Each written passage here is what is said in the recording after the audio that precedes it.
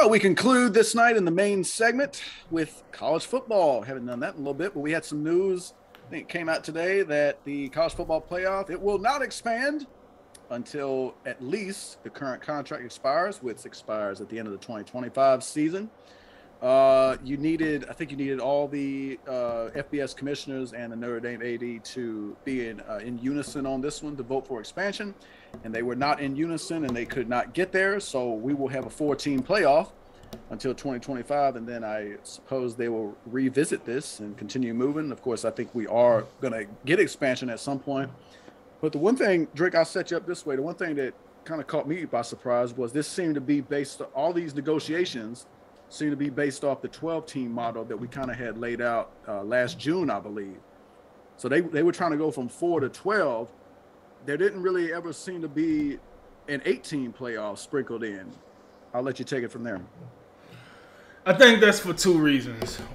Reason number one, I think, so we always talk about with the birth of the college football playoffs, it minimized the other bowl games outside the New Year's Six.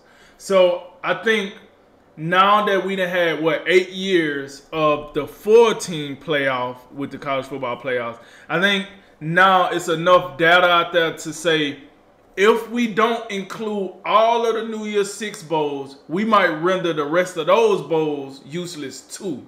So we want to keep the value of the New Year's Six bowls. We go to 12. We make all 6 bowl games a playoff game, and then you from there you would make the next rounds probably off-site games, which would tell me that a lot of the lower bowl games will get faded out unless you're going to try to use those games as the first round and then backtrack for the next round to use the New Year's Six bowls or however. But I do think the 12-team thing is wrapped around the New Year's Six bowls because, like I told you earlier, we done had the New Year's Six bowls back during the BCS era and before then. Those bowls have been around for a while. And I just don't think college football as a whole want to dilute, let's say, the Rose Bowl or the Sugar Bowl, the Orange Bowl. You know what I'm saying? Even the Peach Bowl, with that being pretty much the newcomer of the group. They want to keep the popularity of those bowl games. They don't want to turn the Rose Bowl into the Jimmy Kimmel Live Bowl. You know what I'm saying? Where people just don't really care. You know, the Idaho Potato Bowl. They want to keep the Rose Bowl as an elevated, bowl that people want to see, people want to watch, people want to get a ticket to, and I think that's the way to do it. Now, here's the thing. For all of my people that say it's about we need to expand this, we sick of this bull rip, this is bull rip. We think, this should be expanded. This is so unfair to most of the country. Man, listen. College football playoff been around 8 years. Give me the year where we had eight contenders. I'm talking about, you look at all the data points that they scream every show, strength of schedule, who have you played, who you got left on your schedule, what was your out-of-conference schedule, the eye test, whatever metric you want to use. Give me the year where right before they picked the 4 teams, we had 8 teams that was playoff ready. But the last several years, it seems like the 4th team that gets thrown in doesn't even measure up. Like there was a couple years where it was Oklahoma and they get just boat raced by the 1 seed. And I mean, so yeah, when you talk about the actual just competitive spirit of the game and like what's best for the sport from a viewer standpoint, expansion, because we've seen like you'd have to go way back to see like competitive semifinals. The semifinals lately have not been competitive generally. So it has to be something about, like, I think there's probably a real financial incentive to expand. There's probably other reasons as well, but when you talk about actually the health of the sport and the great thing about college football, which we say is a sense of urgency, this isn't sense of urgency. I think the very first year of the playoffs was the only year that come to my mind where I say, oh, all the games was competitive. I mean, Ohio State did pull away from Oregon a little bit towards the end of the national championship, but we seen what how Ohio State and Alabama ended. Then we see how Florida State versus Oregon ended. That was probably the most competitive playoff going into the national championship. I think after that, that's when it became more of a popularity contest, I guess you'd say, and that's where the mismatch started. That's where like everybody was, oh yeah, we got to put it in the Big 12, we got to put it in the SEC, we got to put it in the AAC, you know, whatever the case might be. So with that said, I am glad that the management committee decided no, we just can't agree on this and we shouldn't do it, because like it's all about money. Sometimes the product that you got, you make enough money off of it. I know it's a business. You can never make enough money, but it does become a time where you try to do too much and then you kind of killing your own product, you know. And another argument I heard about expansion is, well, if you expand, you minimize players opting out. Let's be clear here. Players was opting out before the playoffs became a thing. It just, they wasn't opting out to the level that they're opting out now. And it was not highly profiled like it is now. Like as soon as the championship weekend is done, we sitting over here waiting to see who's gonna opt out now. If your team ain't in the playoffs, I'm pretty sure the best players on your team, they ain't playing if they in a regular, you know, New Year's Six bowl. Only if you're in a playoff game can you kind of guarantee that your players will play. I think what do you think about that? Like, because to me, if you go to 12-team expansion, like if you're a high profile prospect on a 10, 11, 12 seed, I think you still opt out, because now you have what? If you make it to the championship game, you're going to play another 4 games, and the likelihood of, I don't think it's worth, whatever 12 seed, if it's some FBS school, you're not beating Alabama or Georgia. Like, it's just not happening. So I think you're still going to see the opt-outs, as you say. Yeah, I think you get one game. I think you get one game out of all of them. And the reason I say that is because, yeah, you might not beat those teams, but like a Desmond Ridder, for example, Alabama pretty much balled him up. However, his draft stock actually rose because of the fact that he played that game against Alabama. Because you got to understand, with the playoffs, right, that's more eyes coming to the set. So this might be your best opportunity to audition for the NFL. So if you sit out of a playoff game, now I ain't talking about the Michigan Tire Bowl. Yeah, no, whatever. I don't think the NFL is going to hold that against you. But if you're in what we consider a playoff game and you just don't play, you know what I'm saying? Oh, I'm sitting out getting ready for the NFL. I think that can look bad, because if you're playing at Alabama, you're playing at Georgia, you're playing at Michigan, you're playing at Notre Dame, you're playing at USC, like that's gonna have a lot of eyes on them. So what the hell you mean you ain't gonna play? Because? From that perspective, it definitely makes sense for like a group of 5 team. I still think like for, you know, if it's a Ole Miss at like an 11 or 12 seed, like I think it's still possible where you could have guys, you know, sit out in that case, because those guys, there's gonna be enough tape on them from high quality competition. But to the other point, like if you win, you know, let's just say we get at least one game. Well, okay, I'll play that one game. If you somehow win, then like you can't stop playing in that case, I don't think. So I'm just saying there is some still like injury risk, which is the whole point of guys opting out of these bowl games. True, but it's always injury risk. And look, at the end of the day, that's the coach job, right? The coach job is to motivate their players and get the most out of their players. But like, if you got a player that's just like, he just ain't gonna play because he's gonna get hurt. I mean, you gotta let them know you can get hurt at the combine. Then what? Like, I don't. You can get hurt at any time. You know what I'm saying? And it's kind of like your legacy is on the line. But here's my thing. This is why the 12-team playoff is ridiculous, because you're gonna have a bunch of teams where you just like, wait, what? They lost 4 games. It just feels like they're trying to create this.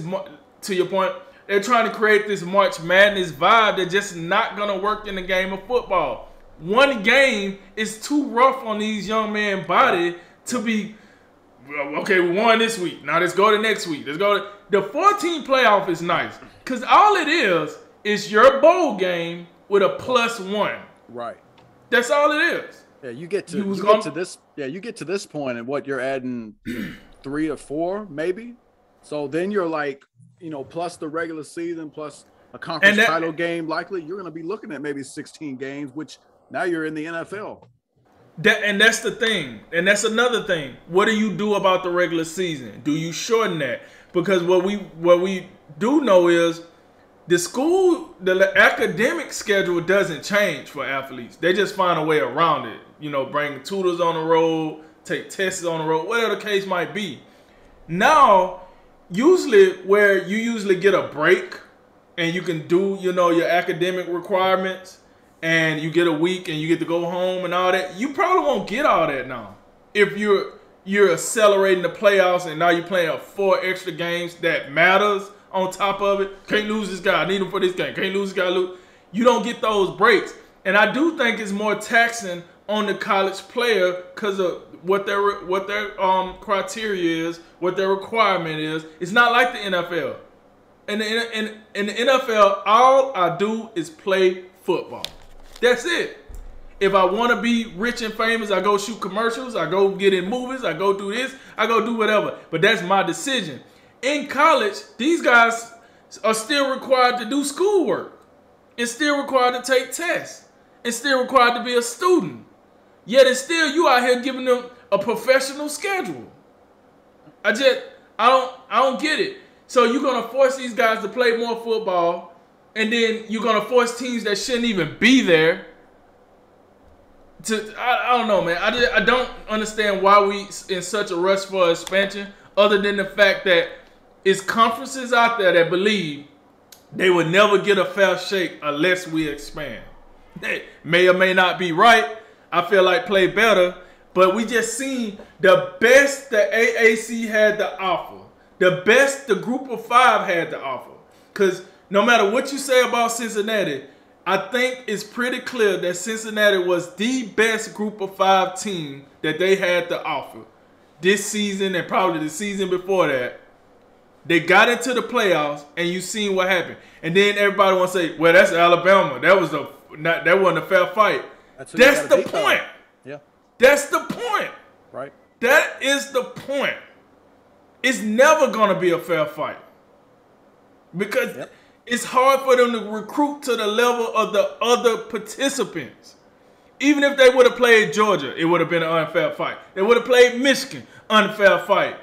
Listen, you go around, you play Indiana, you play Notre Dame. Just because you play 2 teams doesn't mean you're ready to play with the elite committee, the elite, group of college football.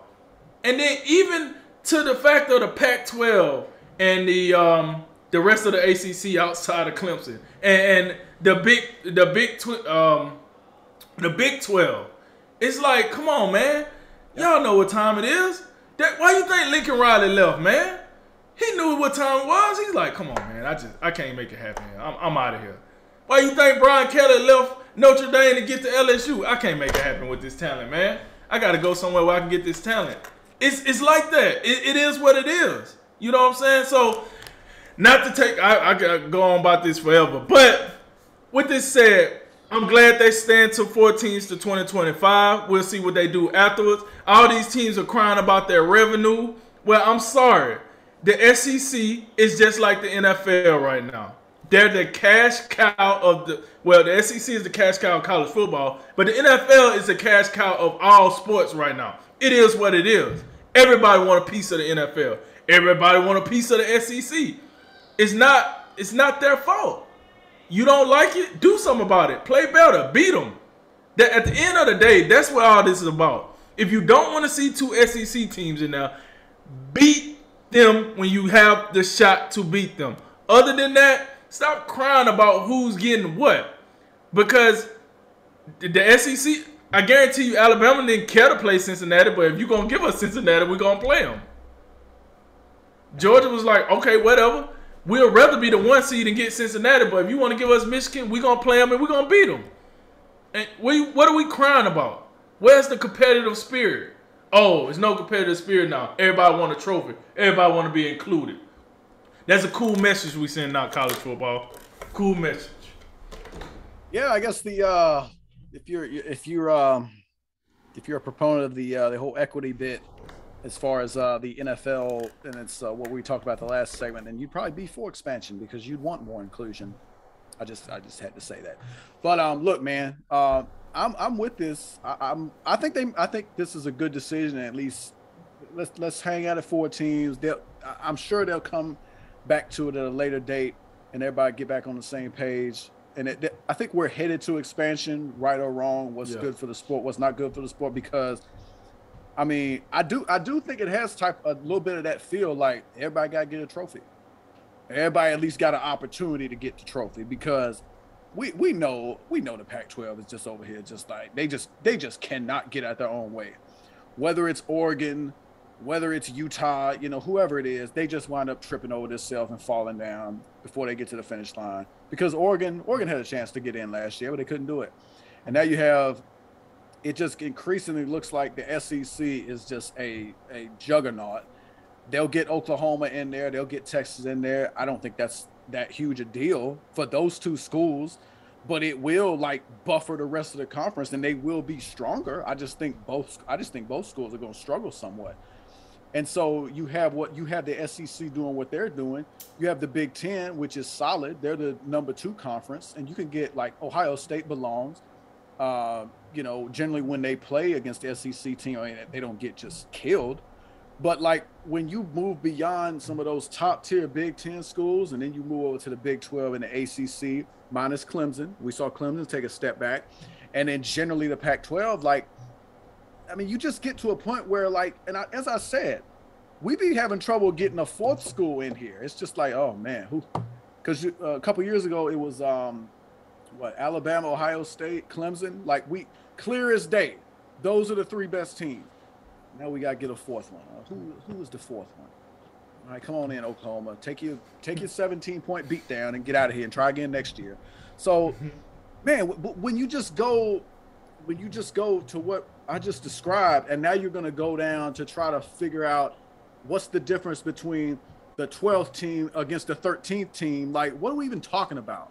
Because neither of those teams are winning it all in all likelihood. There's a reason that before a couple years ago, no 16 seed in the NCAA tournament had beat a 1 seed.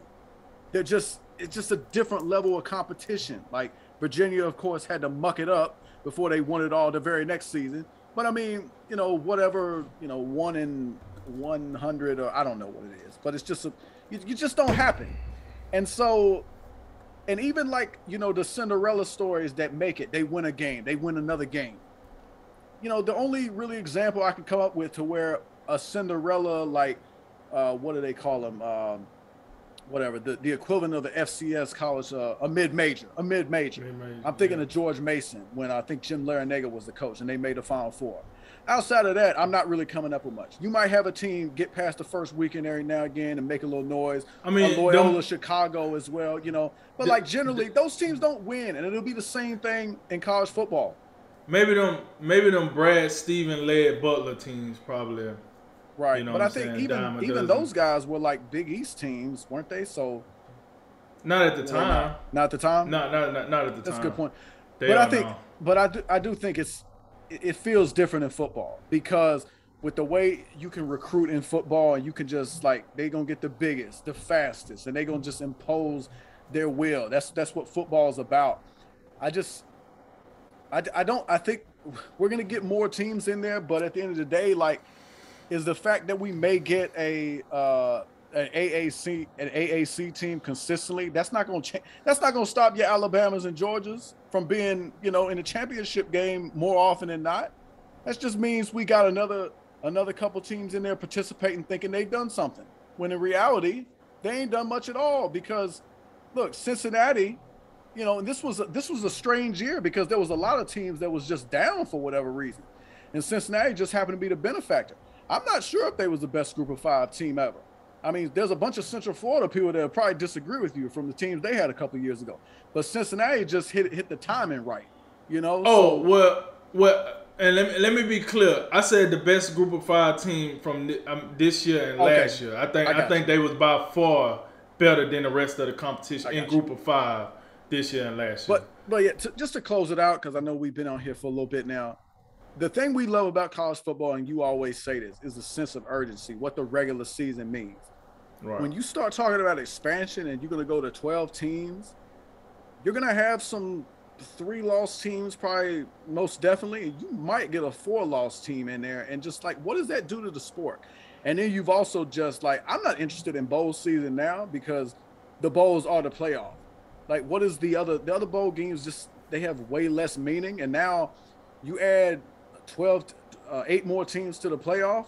Bowl season is just like, it's not something like I'm gonna take it even less seriously now. So we'll have to see. But I think we both are we're saying we're not mad at them sticking for 4 for right now.